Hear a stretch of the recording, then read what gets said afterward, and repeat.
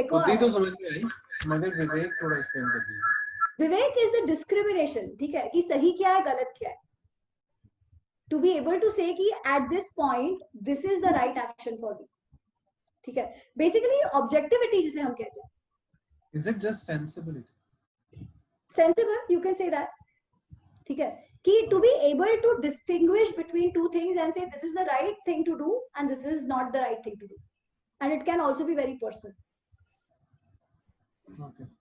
Another thing I was thinking about was हम जब बात कर रहे थे तो do you think the statement holds true? The statement goes like, if the means are justified, if the end goal is noble. It depends on again the situation. आपात situation है, आपातकालीन situation है या सामान्य situation है, ठीक है। अगर हम ये कहें कि भाई मेरे पास गाड़ी नहीं है, और सॉरी, या मेरे पास कुछ सोने का चेन नहीं है, मेरे वाइफ को या मुझे सोने का चेन चाहिए, I don't have the means for it, ठीक है, बट ये सोने का चेन पहन के मैं लगूंगा बहुत अच्छा है। अगर मैं ये सोने का चेन पहन के, वेरी थियोरेटिकल सिचुएशन है, अगर मैं सोने का चेन पहन के अगर इस पार्टी में जाता हूँ तो मेरे को 10 बिजनेसेस मिल जाएंगे, I will be able to showcase that. Once I have showcase that, then I don't need the chain. So what I do is, but I don't have the chain. तो मैं जाके किसी के पास से चोर के आता हूँ, because nobody is going to give me. मेरे को मिलता है किसी का घर खुला, मैं चोरी करके आता हूँ. It is for the right means. I want business. So I steal something and then I give it back. Here, in this case, it's definitely not justified. ठीक है? Giving a very theoretical example. However, in a situation where somebody is getting killed, कोई डाकू किसी को मारने वाला है और वो कहे कि नहीं नहीं मुझे सोने का चेन कैसे भी लाके दो, और तुम किसी को सोने का चेन लाके दो, then it might be justified. Again, it's not the great example, but the thing is it all depends on the situation. ठीक है, जैसे कौशिक का situation, right? Lying is not great, but lying for something like this कि भाई वो किसी innocent की जान जा रही थी, उसके लिए अगर ऋषि झूठ बोलते, then it was very much justified. But अगर उनके पास एक ही आम हो, ठीक है, he has only one arm in his कुटिया and somebody comes and says कि मुझे आम चाहिए, and वो ये सोचे कि अरे मेरे पास तो एक ही आम है, मगर इसको आम दे दूंगा तो मैं क्या खाऊंगा, और वो झूठ बोल दे, then it may not be justified. ठीक है, Very subjective. हाँ, It is subjective. It is very subjective, and that is where the vivek buddhi comes in, basically. To be able to say कि हाँ इस situation में I can, इस situation में I can't, and it is so subjective. इसीलिए आप अगर सनातन धर्म छोड़ दो ना, तो बाकी सब में बहुत clear do's and don'ts है, because ये विवेक बुद्धि करता है, ये हम ही को डिसाइड करना है। पर्सपेक्टिव नहीं, पर्सपेक्टिव जैसे मेरी इस बात पे बहुत लोगों से बहस हो चुकी है कि पर्सपेक्टिव चोर का पर्सपेक्टिव अलग है, उसका पर्सपेक्टिव है कि मैं भूखा मर जाऊंगा इसलिए चोरी करके खाना खा लेता हूँ, मेरा पर्सपेक्टिव है कि मेरी मेहनत की कमाई इसने चुरा ली तो ये गलत है। तो मतलब ये कौन डिसाइड करता है कि किसका पर्सपेक्टिव सही है? और ये बात बहुत लोगों से बहस होती है मेरी इस चीज पे, क्योंकि वो कहते हैं कि तुम्हारे हिसाब से वो चीज गलत है, बट वो एक्चुअली में किसी और के पर्सपेक्टिव के हिसाब से सही है। I also want to know, मुझे भी इस पे elaborate चाहिए, elaborate. अच्छा, actually अगले सेशन में ना he talks about this बुद्धि part, ठीक है, so we will have a whole discussion on that only. So should we wait for that or should we do it now? Because the simple answer to that is that everybody has to decide for themselves. पहली बात तो वो है, ठीक है, everybody has to decide for themselves. So Manusmriti में धर्म का उन्होंने कहा है कि what is the right mode of action, ठीक है. So he says there are 4 things. एक तो अगर वेद और स्मृति, श्रुति और स्मृति उसे कहे कि this is right, तो ये कर सकते हो, then it is right. दूसरा है सदाचार, which is the right conduct. What is right conduct? आप ऐसा कुछ ना करो जिससे किसी और को तकलीफ हो, ठीक है. And the third he said, जिससे आपका which is आपकी आत्मा को जिससे सुख मिले, ठीक है. अभी आत्मा का सुख वाला पार्ट इज वेरी इंटरेस्टिंग. उसका इन शॉर्ट अर्थ ये है कि आपको वो करने से गिल्टी फील होता है या नहीं फील होता है, ठीक है. और हम कितना भी रैशनलाइज करें ना, एक चीज तो पक्की है कि अगर हमने कुछ गलत किया हो तो अंदर हमारा गिल्ट कॉन्शियस तो बोलेगा ही बोलेगा, गिल्ट कॉन्शियस तब नहीं बोलेगा जब हमने वो गिल्ट को कंप्लीटली अहंकार या अज्ञान से रैप कर दिया, ठीक है। So who decides? We decide, ठीक है। But to make that decision, to be able to take a decision in an आपातकालीन situation, we have to make ourselves capable of it. How do we make ourselves capable? By ensuring that our buddhi is always controlling our mind, ठीक है। Because it's very easy. Mind अपना बहुत tricky होता है. It can rationalize anything and everything, ठीक है। इसीलिए there are some very clear reasons कि भाई for normal people आपको अहिंसा करना है, आपको सत्य ही बोलना है, आपको परिग्रह नहीं करना है, आपको ये करना है, आपको वो करना है, बहुत clear do's and don'ts है। And in majority of the cases we should stick to it if we can't do much else, ठीक है।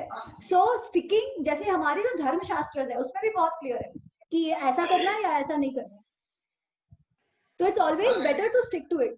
जैसे चोरी करना cannot be justified at any cost, right? But then you have people like Robin Hood जो एक गरीब अमीर से चुरा के गरीब को देते हैं, is that justified? Again maybe not, right? Because आप मेहनत करके खिलाओ ना, आपको इतना ज्यादा प्यार आ रहा है गरीबों पे, मेहनत करो, create an organization, do something positive. Why are you taking the easy way out? So to justify an action just because it's an easier way out is not good, is not the right way to go, ठीक है। You take that, जैसे even ये जो war हुआ, ठीक है, महाभारत में भी आप देखो, Gita is nowhere justifying the war, and that is actually, yeah, this is an important point which we didn't discuss. Gita is not meant to justify a war. We have to remember the background of it.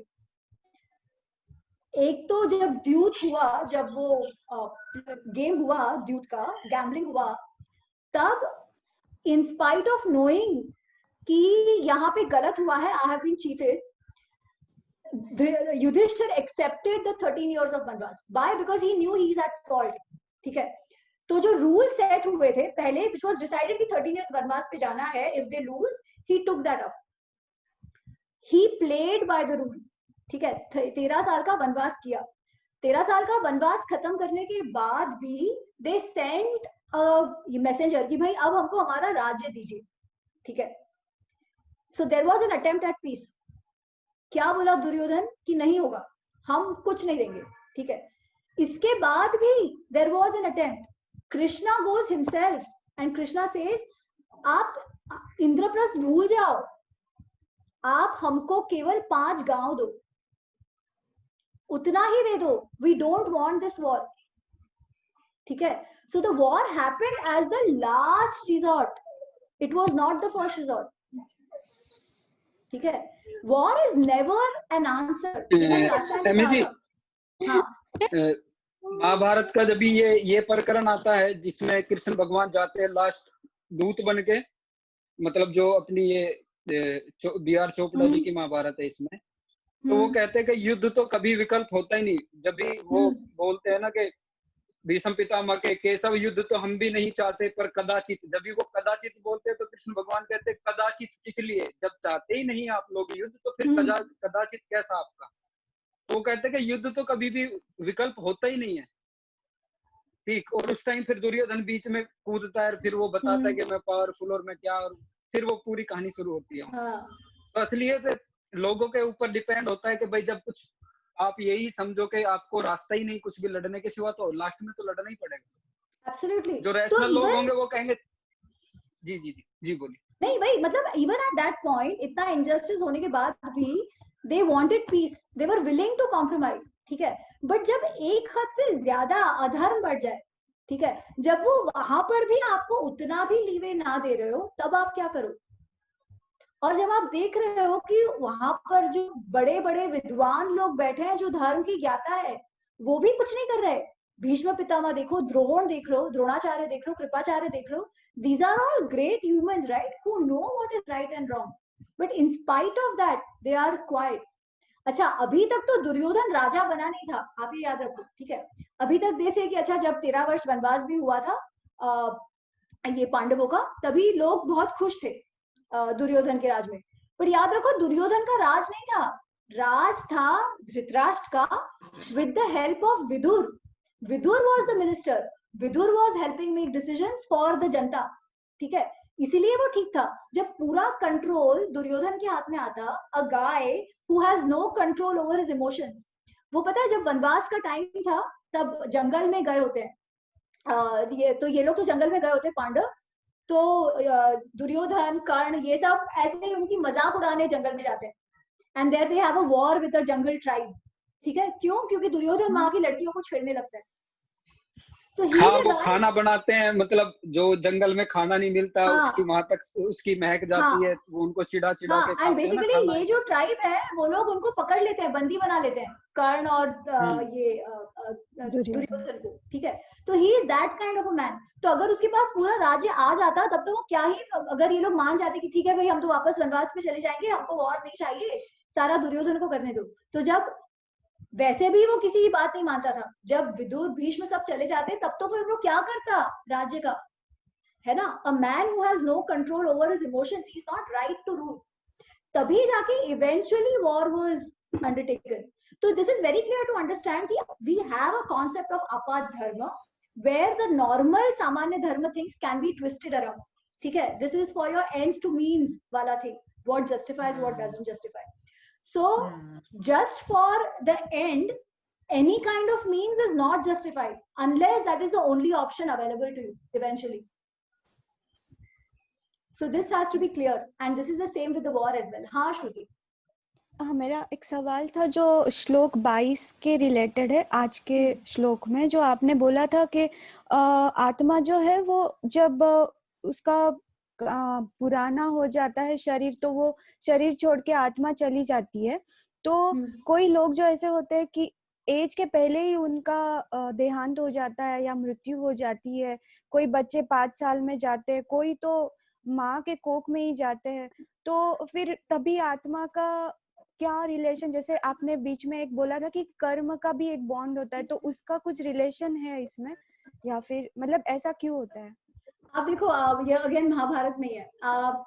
ये पता है जब भीष्म पितामह का मैं इसमें एक चीज, एक सवाल इसमें ऐड करना चाहता हूँ मैं, इसी संदर्भ में है. जैसे हमने पहले मतलब मेरे पास तो टाइम है, इट्स ऑलरेडी 5:30. हाँ टाइम है. हाँ ठीक है, टाइम है, कोई इशू नहीं. हाँ सॉरी सुभाष. इसी श्लोक में आपने बताया था, मतलब जैसे श्लोक का भावार्थ भी ऐसा ही है कुछ, कि शरीर बस फॉर्म चेंज करता, सॉरी आत्मा बस शरीर चेंज करती है और वो उसका कोई फर्क नहीं पड़ता है. तो पॉपुलेशन तो हमारा इंक्रीज हो रहा है ना, अगर जैसे जो हमारे मरे हैं वो आ गए वापस, तो वो कांस्टेंट रहना चाहिए ना, तो नया एडिशन हो रहा है ना उसमें. हाँ ओके, तुम सिर्फ ह्यूमन पॉपुलेशन गिन रहे हो? नहीं, तो ह्यूमन पॉपुलेशन भी, तो अगर हम माइक्रो ऑर्गेनिजम्स भी काउंट करें, सब भी काउंट करें, फिर भी एक इम्बैलेंस है. फिर भी मतलब जो LHS इक्वल टू RHS नहीं होता है, हमेशा वो एक इम्बैलेंस रहता है. हाँ मैं वही कह रही हूँ ना. तुम देखो, जब हम लोग मनुष्य कम थे तब शायद एनिमल्स और माइक्रो ऑर्गेनिजम्स और वो सब ज्यादा थे, है ना. We can't count it to be fair, but you can see it now, right? As human beings are encroaching jungles, हमारा population बढ़ते जा रहा है, वैसे कितने सारे animals ये मरते जा रहे हैं, extinct होते जा रहे हैं. कितने सारे ऐसे हैं जो एक जमाने में कोई birds होते थे, वो डोडो वगैरह, अभी तो कहीं दिखाई भी नहीं देते. अब आप देखो धीरे धीरे इवन ये जो चिड़ियाएं हैं वो कम होते जा रही है शहरों में, है ना. हमारे एक्सटिंक्ट हो रहे हैं. मतलब extension is a good thing because it's reverse. But corona से भी तो सब मर रहे हैं, अब धीरे धीरे वापस बैलेंस आ रहा है.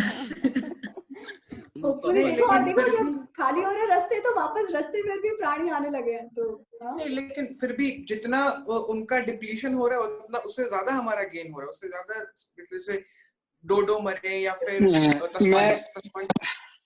मैं एक छोटी सी बात यहाँ पे ऐड करना चाहूँ, और कोई भी उसका आंसर सोचना और देखना कि क्या है. अभी हमको ये पता चल गया 1% के इस पूरे यूनिवर्स में कितने तारे हैं, कितने ग्रह हैं, कितने जीव हैं, उसका हमारे जीवन पे क्या प्रभाव पड़ने वाला है. भाई सपोज करो 100 बिलियंस ऑफ बिलियंस तारे हैं, 4-5 पृथ्वी हैं, उस पे 50-60 100 करोड़ 200 करोड़ लोग हैं, हमारे जीवन को उसका मतलब हमारे जीवन मतलब हमारे आध्यात्मिक रूप से हमको उसका क्या बेनिफिट होने वाला है, कितना भी हो। क्योंकि जहां तक मैं समझता हूँ, मतलब मैं थोड़ा ऐसा रिलेट किया, ज्यादा साइंस का छात्र नहीं हूँ, लेकिन लोग बोलते हैं, मतलब जहां तक मैंने पढ़ा, मुझे कोई करेक्ट करे जो ज्यादा साइंस पढ़े हुए हैं, कि भाई आदमी अपना माइंड कोई 0.5% तक यूज कर पाता है ज्यादा से ज्यादा, ऐसा सही है क्या? और ऐसे नहीं, कैलाश भाई गर्दन हिला रहे, कितना कर और पाते भी हैं कम कैलाश भाई? शायद यूज करते हैं नहीं, हम, नहीं, कुछ कुछ fraction of mind he use करते हैं।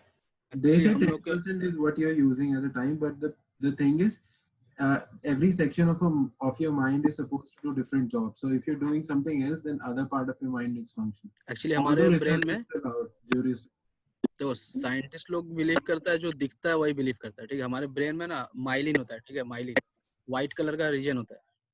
तो ऐसा कहा जाता है कि ये कौन था ना वो जो सबसे ज्यादा महान था, वो कौन था? Albert Einstein. आइंस्टाइन। हाँ, आइंस्टाइन। उसके ब्रेन में सबसे ज्यादा माइलिन पाया गया, ठीक है, ऐसा रिसर्च हुआ है। That was in the mathematical region of the brain, which is like हाँ, तो cerebellum. And that part of his brain is still. तो अभी रामानुजन का किसने चेक किया था, ये वाला प्रोटीन या जो भी ये एरिया है माइंड का? क्योंकि वो रामानुजन भी जब भी आंख बंद करते थे तो कितना ही कुछ गणित पूछ लो उनसे। Ramanujan is a different case. उनका थोड़ा सा अलग ही था कुछ। He died because of a disease. इस सुभाष का आंसर नितेश के उसमें ही है, जो काउंट की बात वो कर रहे थे कि अर्थ के अलावा और भी तो प्लैनेट हैं, उनका काउंट हमें नहीं पता ना, और भी तो गैलेक्सीज हैं, और भी तो हैं। जयति जी, मैंने ये सवाल इसीलिए उठाया कि जो मैं समझाऊं, रिलेट करके देखना कि यूनिवर्स का भी आदमी को अभी तक 0 पॉइंट समथिंग मतलब 1 या 2% ही पता चला है, और हमारे माइंड का भी इतना ही यूज होता है 0 पॉइंट समथिंग। ये रिलेशन है, जैसे पिछले मुझे लगता है जरूर कि कुछ तो भी रिलेशन है जरूर हमारे माइंड का और यूनिवर्स का, चाहे तो जो भी। कुछ कहना चाह रहे हैं जैसे मुझे बाजी बोल सकते हैं। ओके मुझे जो ये तर्क ऐसा लग रहा है, जैसे पिछले सेशन में हमने डिस्कस किया था कि हम अगर सुबह उठना नहीं चाहते तो अपने को कन्विंस कर लेते हैं कि सुबह उठने का नहीं है। तो ये तर्क मुझे अभी वैसे ही जान पड़ रहा है कि हम अपने आप को कन्विंस कर रहे हैं कि और प्लैनेट्स होंगे और जगह लाइफ होगा, और फिर नहीं, पर ये तो प्रूव हुआ है ना, हम तो आकाश गंगा में है, हमारी गैलेक्सी मिल्की वे है, आकाश गंगा के अलावा और गैलेक्सीज हैं, और लाइफ भी तो मिली ही है। कल एक आर्टिकल आया, मैं ढूंढता हूँ वापस के, नासा ने ऐसा डिक्लेयर किया कि they have found another planet kind of earth, मतलब पैरेलल यूनिवर्स में अर्थ उनको मिला है। मैं ढूंढता हूँ, आर्टिकल शेयर करूंगा आज। और अभी रिसेंटली यूएफओ का भी आर्टिकल आया था कि कोरोना के चक्कर में वो न्यूज मिस हो गई थी, आई डोंट रिमेम्बर, मैं भी ढूंढ के शेयर करूंगी, कि यूएफओ भी दिखा है किसी वेस्टर्न कंट्रीज में। तो मतलब आई थिंक स्पिरिचुअली भी लोग ये कहते हैं कि life outside the earth is there, तो प्रूफ भी वो एज सच वही है, जो चीज दिखती नहीं है आंखों से हम उसको मानते नहीं है, लेकिन इसका मतलब ये भी नहीं है कि हम ये बोले है ही नहीं जस्ट बिकॉज। वो अभी सबके हंसने के लिए एक बात बताता हूँ, वो एक मूवी थी इनकी शायद भागम भाग गोविंद अक्षय कुमार की, तो वो पटरी पे खड़ा पूछता रहता है कि अच्छा ये बता तूने, जो गोविंदा बोलता है जो मैंने नहीं देखा मैं उसको मानता नहीं, अक्षय कुमार पूछता है तूने जापान देखा है, कह रहा नहीं, तो इसका मतलब जापान है या नहीं? ठीक, जरूरी नहीं कि जो हम नहीं मानते वो है या नहीं। तो इसमें ना एक ऋग्वेद का एक मंत्र है जो मुझे बहुत बहुत पसंद है, ठीक है, नासीदिया सुक्तम से कहते हैं, नासीदिया सुक्तम। पहले मैं मंत्र बताती हूँ, फिर इस पे जो हम डिस्कशन चल रहा है उसमें मैं मेरा व्यू बताती हूँ, ठीक है। तो the Nasadiya Suktam is basically talks about कि ओरिजिन कैसे हुआ होगा, कि how everything would have originated. हम बिग बैंग की बात करते हैं, है ना, it is something related to that. तो उसमें ऋषि कहते हैं कि at that point before the creation, before the origin, कुछ नहीं था, ठीक है, कुछ भी नहीं था, ना सत था ना असत था, ठीक है, ना एग्जिस्टेंस था ना इन एग्जिस्टेंस, नॉन एग्जिस्टेंस था, ये वो कहते हैं। फिर ही गोज ऑन टू से, फिर एट सम पॉइंट एक ऐसे जैसे कि एकदम मटेरियल का एकदम जैसे कि बाढ़ आ गई हो ना, फ्लड हो, ऐसा कुछ तो हेवनली वाटर्स ऐसे कुछ था, उसमें कहीं से एक तत्व का जन्म होता है, एंड वो तत्व को कामना होती है कि आई वांट टू क्रिएट, ठीक है. तो दैट कामना टेक्स रूट, दैट कामना happens, and then from that one thing things start expanding, everything starts expanding expanding expanding, और वो एक्सपेंशन से फिर इवेंचुअली जीव जन्म लेता है, ठीक है.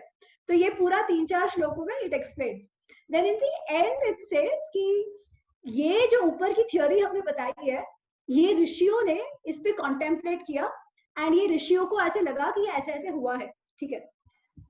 बट इट उसके बाद इट सेज वाह न वाह, इट सेज ठीक है, ये ऋषियों ने देखा अपने मन में, बट ये जो ऋषियों ने देखा ये तो उसके बाद देखा ना, जब ऋषि क्रिएट हो चुके थे, ठीक है. After that they imagine, they meditated and they said हाँ मे बी ऐसा ऐसा ऐसा हुआ है.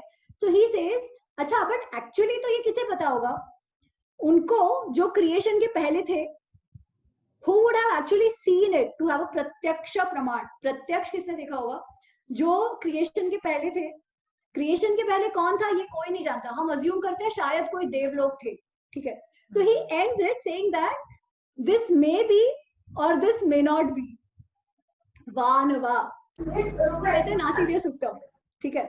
So this is what Rigved says, and I love it because it says lot of things can only be proven प्रत्यक्ष if there was somebody to tell you कि प्रत्यक्ष क्या था, ठीक है.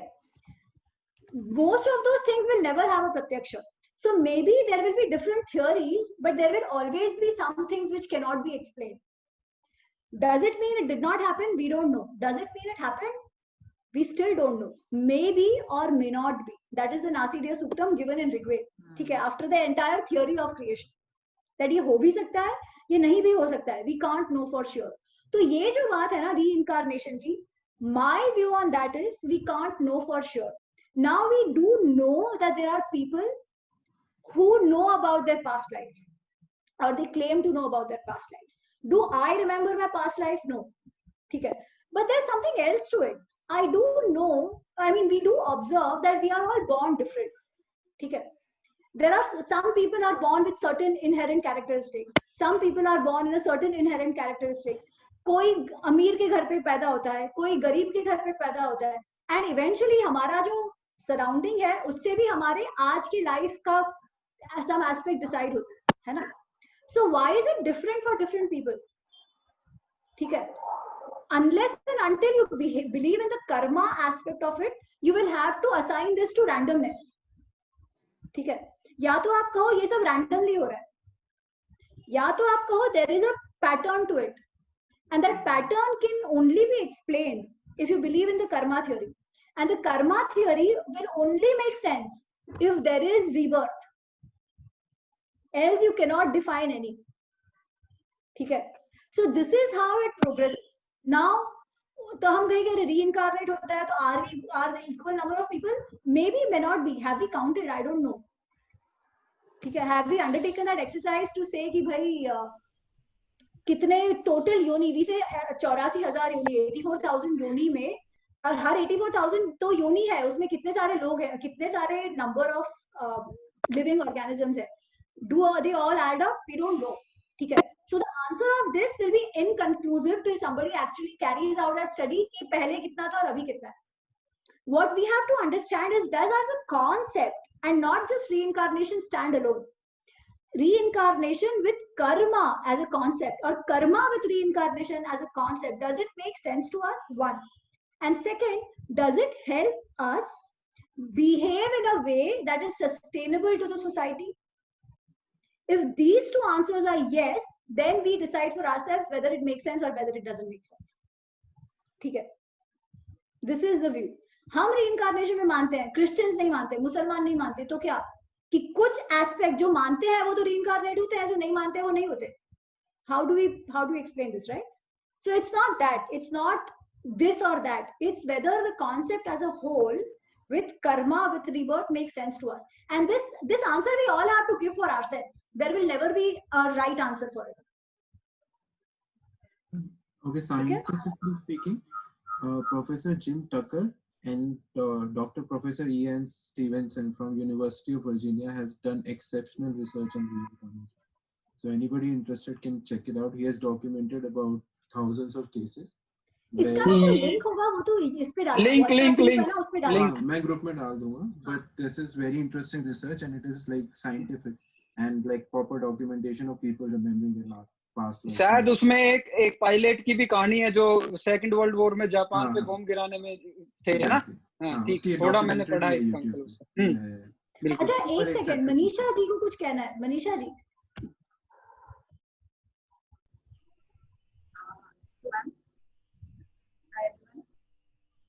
हेलो हाँ जी। मैम, मुझे यही कहना था कि जो ये क्वेश्चन राइज हुआ था कि जो हम कैसे पता चलेगा कि जो पॉपुलेशन तो ग्रो कर रही है लेकिन लोगों की डेथ हो रही है, तो कैसे होता है पता चलता है। तो ये भी मेरा भी यही था, ये भी आपने पॉइंट रेज किया है कि जो 84 लाख योनियां होती हैं, इसे 84 लाख। मनीषा जी आपका ना आवाज ढंग से नहीं आ रहा है, थोड़ा सा आप जोर से बात करने का प्रयत्न करेंगे। हेलो, हाँ मैं ये कह रही मैम कि जो अभी यहाँ पे क्वेश्चन हुआ था कि हमें जैसे इसकी डेथ होती है लेकिन पॉपुलेशन तो इंक्रीज कर रहा है, और जो ये क्वेश्चन अभी यहाँ पे राइज हुआ था उसमें यही क्वेश्चन था, जब आपने पॉइंट रखा है कि हमारी 84 लाख योनियां है, मतलब स्पीसीज हैं जो 84 लाख है, उनमें सिर्फ उनका काउंट तो है नहीं।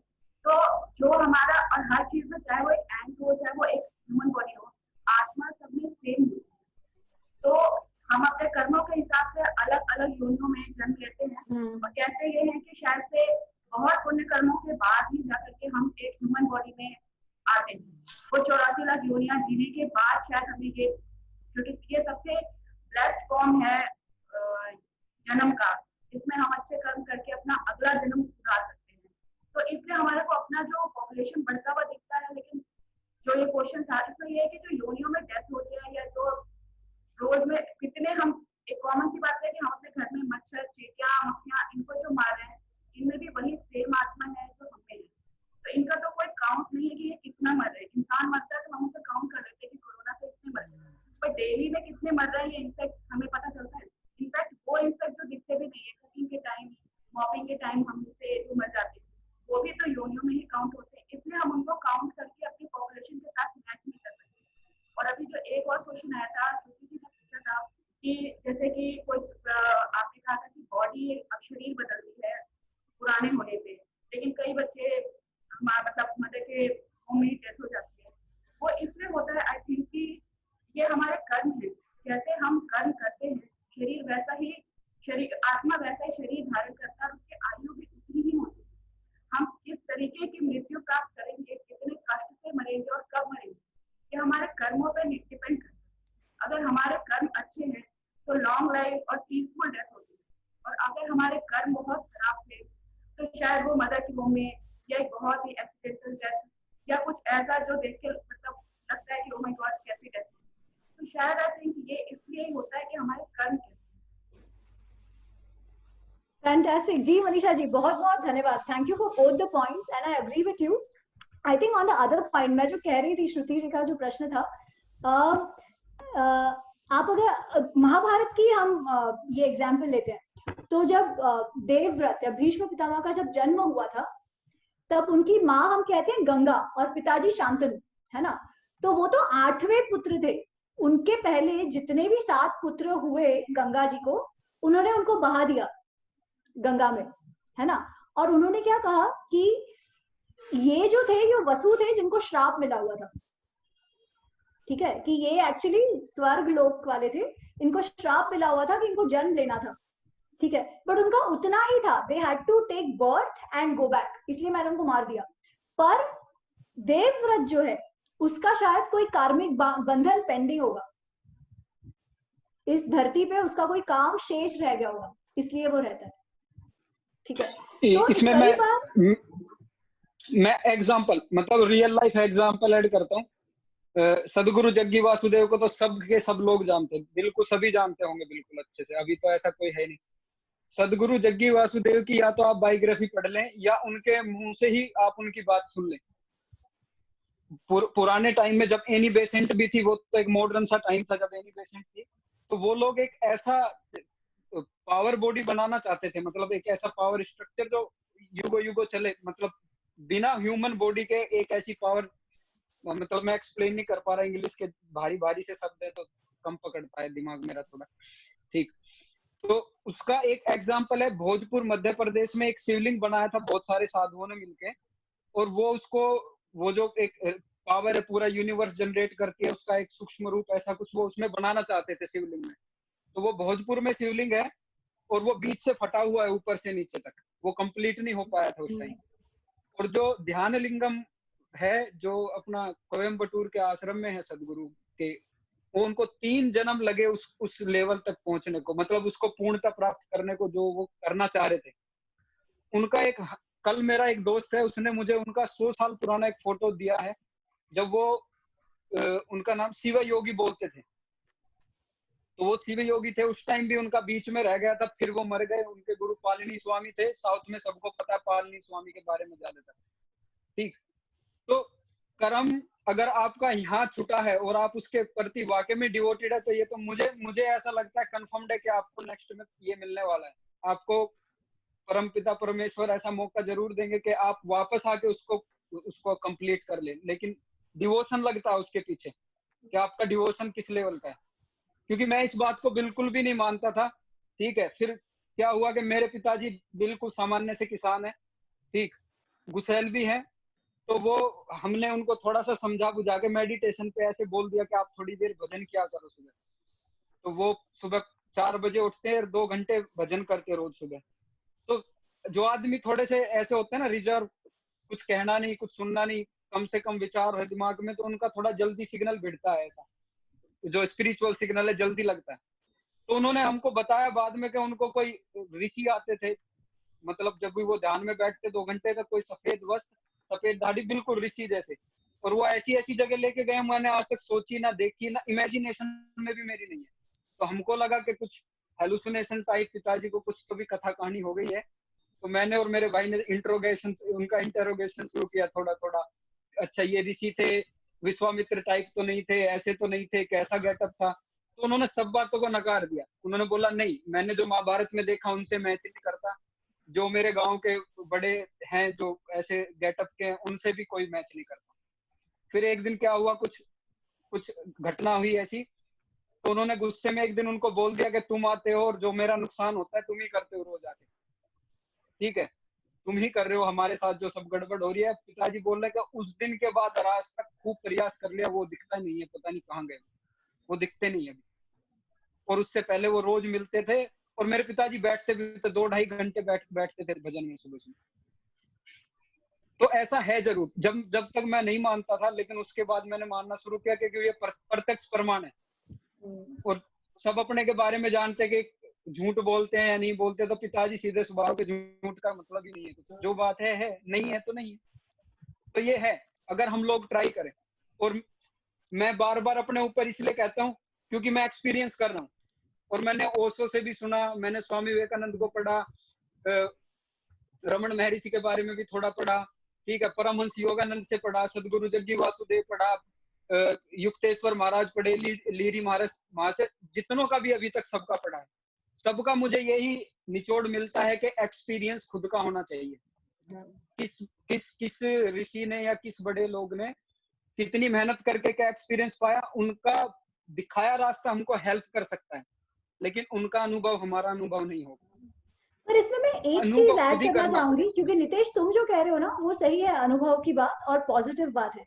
पर श्रुति ने जो एक बात कही कि कोई अगर 5 साल का बच्चा है वो मर जाए या कोई जन्म लेके मर जाए, तो इसका अर्थ ये नहीं है कि उसका पास्ट का कर्म बहुत बुरा होगा, ठीक है, ये हमें समझना है।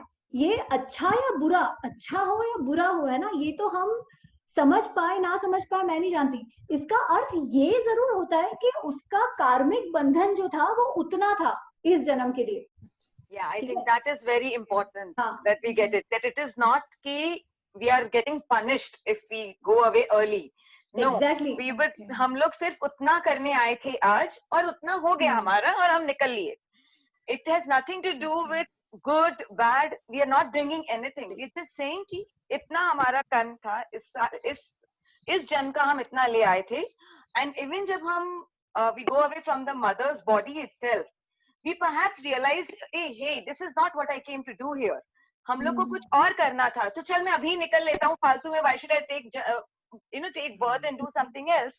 Let me just leave from here and let me actually carry on doing what I'm doing somewhere else. It doesn't necessarily, I mean, this is what I understand, I'm sorry. नहीं, you are right, you are absolutely right. ऐसा ही कुछ नहीं, बताया मुझे था। भी ये तर्क फुल लगा एकदम, ये तर्क फुल Going लगा। back to your वाकई thing, हाँ। Shruti, that somebody is inherently good or inherently evil, it also goes back to our discussion at the beginning today, that every 10 to 15 years we change our body cells, we are renewing it. So today, if I decide, if I choose that I want to do this 1, 2, 3, 4, 5, and I do these 5 tasks continuously for the next 10 to 15 years, I'm making sure that my cell memory henceforth becomes this. I will carry forward this cell memory. So it's not even that I am inherently evil. Yes, but if I if I realize my thing कि हाँ मैं कुछ गलत कर रही हूँ, it's not something that I want to do, but unfortunately मुझसे वही हो रहा है, बार-बार वही हो रहा है. But मैं अगर कर रही हूँ कि okay नहीं, मैं नहीं करूँगी, मैं जानकर I will look forward, I will write it down, I will whatever XYZ I will do. Perhaps I am forcing my cell memory to change in another 10 to 15 years, and that's what ties it to the science. Absolutely. That we change our memories for the next lives. I actually asked this question क्योंकि मैं Buddhism भी करती हूँ practice, तो उसमें chanting करते हैं हम लोग, तो उसमें यही होता है, एक वर्ड होता है ह्यूमन रेवोल्यूशन करके. तो ह्यूमन रेवोल्यूशन का मतलब होता है आप अपनी नेगेटिव टेंडेंसीज चेंज कर रहे हो, और बुद्धाहुड हर बंदे में होता है, और Buddhahood is the highest state of life. तो उसमें यही चीज बता रखी है कि कोई एक पर्टिकुलर टाइम तक सेम नहीं रह सकता. Through chanting they can change their karma, like they can create good causes, and then उसका इफेक्ट भी गुड होगा. तो मैं वही सोच रही थी कि अगर कोई इनहेरेंटली वैसा ही है तो वो कितना भी चांट कर ले वो कभी चेंज ही नहीं होगा. नहीं, तो that this goes back, JT, to हमारा last time जो discussion हुआ था destiny और free will, right? You are born with sanskaras of the past. They will show up in certain way in certain circumstances of your life. ठीक है? That is there. But आप उस circumstances में कैसे act करते हो, वो तो आपका free will ही है. ठीक है? और हम ये जो philosophy पढ़ते हैं, उसका कारण, उसका उद्देश्य ही यही है कि अगर हम सर्टेन डायरेक्शन में जा रहे हो तो हम संभाले, समझे कि क्या चल रहा है, and change our course of action if needed, और continue doing what we are doing और डील विद लाइफ, राइट? जैसे श्रुति का प्रश्न था जो अभी एकता जी ने बहुत अच्छा कहा कि ये समझना कि भाई उतना ही कार्मिक बंधन था, that is important for us also to deal with some of these tragedies in our life. ठीक है? हमको लगता है अरे मेरे साथ ऐसा क्यों हुआ, अरे आपके साथ ऐसा नहीं हुआ है, ये जो आए और चले गए ये उनका था, आप तो सिर्फ एक निमित्त बने वो होने में. You help positively by becoming a channel कि वो आए और अपना उनका जो कर्म बंधन था वो निपटा के चले गए, है ना? ऑफ कोर्स जब आप उस मोड में हो तब आपको इमीडिएटली नहीं लगता, but eventually this view helps you deal with situations better. ठीक है? तो इस सबकी एक यूटिलिटी वैल्यू भी है और वो भी समझना आवश्यक है. सदगुरु जी ने ये भी बताया था, सदगुरु जी ने ये भी बताया था कई बार, जैसे कई बेबीज, जैसे आपने बोला ना कोक में ही तभी उनकी डेथ हो जाती है, तो वो उन्होंने कुछ स्पिरिचुअली एग्जैक्टली तो मुझे याद नहीं है, बट उन्होंने ये बताया था कि गलती से भी एंटर कर जाते हैं गलत वोम में, वेयर आत्मा is not supposed to be, तो दैट फिर वो एग्जिट कर जाते हैं उसी वक्त ही. मतलब जैसे कोई आत्मा जिस जगह पे it is supposed to be born, वहां पर वो फिर कभी कभार ऐसा होता है कि वो गलत उसमें एंटर कर जाते हैं. तो that is also why like they still born babies होते हैं. भगवान जो सब कुछ सही करता है उससे गलती कैसे हो सकती है? अगर हम उस सिचुएशन में बात करें, भगवान कुछ नहीं करता, भगवान सब हम करते हैं. तो फिर नहीं, तो फिर सबसे पहले समझना है. ठीक है? तो फिर भगवान भी जब तभी कर सकते हैं जब वो ह्यूमन अवतार में आए, और जब ह्यूमन अवतार में आए तब वो सारे कर्म बंधन में भी लिप्त होते हैं. This is we see in the 4th chapter. भगवान खुद ही कह रहे हैं. नहीं तो खुद ही सोचो कि भगवान राम की पत्नी माता सीता किडनैप हो गई भाई, वो बचा नहीं पाई. कॉन्स्पिरेसी थी वो, तो कॉन्स्पिरेसी फिर तो सोचो, देखो भगवान सबसे ज्यादा सर्वशक्तिमान, और उनकी बीवी को कोई उठा के ले गया तो भाई, फिर समझो जो धरती पे जन्म लेके आ गया है ना मनुष्य का, वो कितना बड़ा पाप है. नहीं, तो that this goes back, that is why I said कि that is the basis for our belief. ठीक है? वो तो इस बात से बच ही नहीं सकता, चाहे तो कोई कुछ भी करे। कर्म का वो फल अपने तो कर्म है ही, बंधन से नहीं ठीक है, बचेगा। वो उसमें कर्म का भगवान फल भी कुछ आना नहीं ही कर आना। सकते। भगवान आपको गाइड कर सकते हैं, बाकी कर्म तो आपका ही है। यथा इच्छसि तथा कुरु, और जो करोगे उसका कर्म भोगोगे। एनीवे शिल्पा, आपको एक ये प्रश्न था।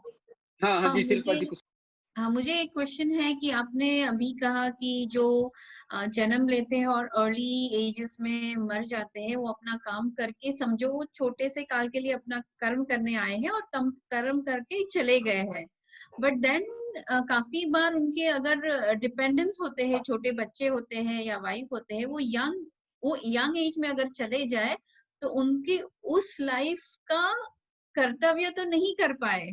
So how do you justify that, or how do you explain that? I don't think there is a justification to it. ठीक है, they were supposed to do something. ठीक है, now death, if they have killed themselves, तो फिर it is a karmic bond for them कि उन्होंने कर्तव्य पूरा नहीं किया. ठीक है, but if the death has come without them doing anything about it, then there is no karmic bond for the kartavya which they have not fulfilled. But there is a karmic bond for the life that they have lived. This is how I would understand. May I also ठीक है, add? अमी जी वापस एक बार explain करो, एक बार वापस कोई तो एक्सप्लेन करो। हाँ एक सेकंड, एकता जी कुछ बोल रहे हैं, उसके बाद let me take it up. हाँ एकता जी। Just saying this, Shilpa. It's also not just the person who is dying, uska karm. It's also the wife, the children, unka karm. वो इसलिए जुड़े हैं इनके साथ because उनको ये experience करना था, the death of a loved one. उनके कर्म में कहीं ये लिखा था कि हमें ये एक्सपीरियंस करना है. We have to go through this lifetime that, you know, where I will not have my loved one, I will not have the support of a spouse to raise my kids, the kids will not have the support of the father, or perhaps have a different father in life, or whatever, you know, whatever was there, they had to experience that. And that's why this particular unit came together, because he had to exit early, they had to experience this exit, and all the situation was benefiting all of them to fulfill their own karmic, whatever, I don't know, overload or whatever you call it, you know, whatever the baggage that they brought in. And that's the reason why they came together. That's the way we, I mean, in some, I've read it and that's the way we see it. Like, you know, that's perhaps how it's fulfilling.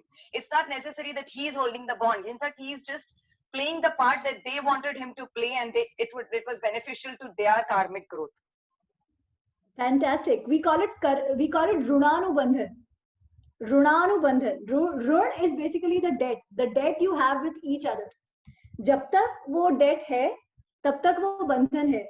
जब वो debt खत्म हो जाएगा, तब आप कुछ भी कर लो. And it doesn't even have to be death of somebody. ठीक है, हम अपने लाइफ में भी देखते हैं, लोग आते हैं, लोग जाते हैं, है ना.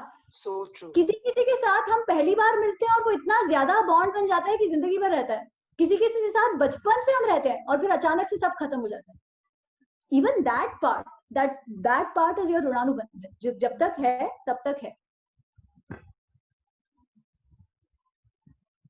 This is very important to understand, because I think, and it took me a lot of, today I'm 45, but it took me a lot of heartache to actually get this point, because you lose so many relationships along the way and you wonder, what are you doing wrong? मैंने ऐसे क्या गलत कर दिया जो एकदम से ये relationship खत्म हो गया?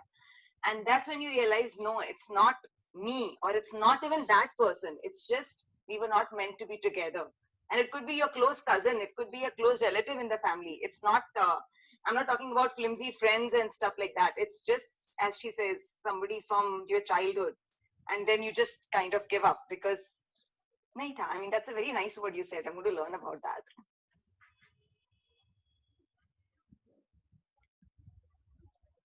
आज तो ऐसा लग रहा है कि चर्चा करते चले जाओ.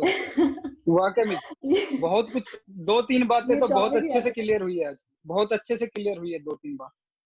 एकता जी ने तो वाकई में बड़ा अच्छे से एक्सप्लेन किया. दो चीज तो बहुत अच्छे से एक्सप्लेन की, जो एक अभी की और जो पहले की. ये ही बातें जो सीख नहीं पाए थे. चलो आज अच्छा हुआ. धन्यवाद एकता जी का.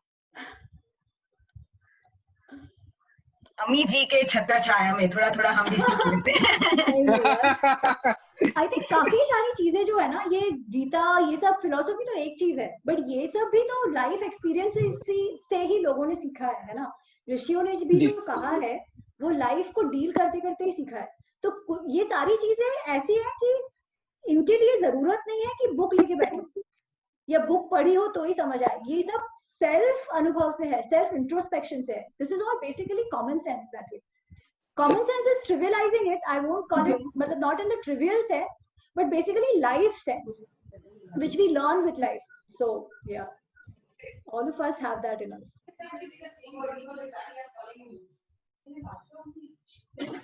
अच्छा, it's 6 o'clock, so let's close it for today. क्योंकि अगला जो है हमने सिर्फ 1/3 कवर किया है सेकंड चैप्टर का। सेकंड चैप्टर का ही 2 पार्ट्स और है, but I think second chapter is important. If we're standing, हाँ, it should be. Trust me, this is what will spoil it. तो सेकेंड चैप्टर क्लियर हो जाए ना तो गीता के बहुत फंडे क्लियर हो जाते हैं, गीता के और लाइफ के बहुत फंडे क्लियर हो जाते हैं। ठीक है, उसके बाद हम तेज जा सकते हैं। So next time also we carry on with chapter 2। सोचना कुछ और प्रश्न है, कुछ और डिस्कशंस है तो we take it in the next. कहां से शुरू करने वाले हैं जी? कौन से श्लोक से? थोड़ा पढ़ के हम शुरू करेंगे श्लोक नंबर, एक सेकंड, 22 हो गया 24 से 23 तक हो गया था। हाँ, हाँ, 25 तक हो गया है। हम 26 से शुरू करेंगे। ये श्लोक नंबर लिखा किधर है? ये मेरे को दिखता है। ये जो एक वो 2.26 पीडीएफ है ना अपने ग्रुप में, उसमें लिखा होता है। इसमें नंबर नहीं है, नंबर किधर लिखा है? नंबर रहता है वो 2-28। हिंदी में गिनती लिखी हुई है वो एक्चुअली। अच्छा, ना एंड में तो होगा, आप समझ नहीं पाओ। तो एक समझ वाला पार्ट है वो हो गया। ठीक है, that part is done. Then he moves on to talk about कि ठीक है, even if you don't believe in this concept of Atma, ठीक है, even then you need to fight. That is what he explains. कि अगर तुम्हें ऐसे लगता है कि नहीं ये सब रीबर्थ वगैरह मैं नहीं मानता, मेरे लिए तो अभी का जो शरीर प्रेजेंट है वो इम्पोर्टेंट है, अगर ये भी तुम मानते हो तो भी तुम्हें लड़ना चाहिए क्योंकि वो तुम्हारा धर्म है। This is what he goes on to explain. ठीक है, and this is when then how do we think, why do we do, हम लोग क्यों जो हम नहीं चाहते वैसे बिहेव करते हैं, क्यों हमसे गलत काम हो जाते हैं, इनहेरेंटली अच्छा बुरा नहीं होता फिर भी हम क्यों गलत काम करते हैं, ये सब comes on in the next part. ठीक है, so I think next time our discussion is also going to be interesting and I'm glad आप सब ऐसे ही participate करते रहो। I think collectively इसी तरीके से हमारी समझ भी बढ़ेगी। So we'll end with पूर्णमदः पूर्णमिदम्। ठीक है, आप मेरे साथ गाइए। ओम पूर्णमदः पूर्णमिदं पूर्णात् पूर्णमुदच्यते पूर्णस्य पूर्णमादाय पूर्णमेवावशिष्यते। ओम शांति शांति शांति शांति।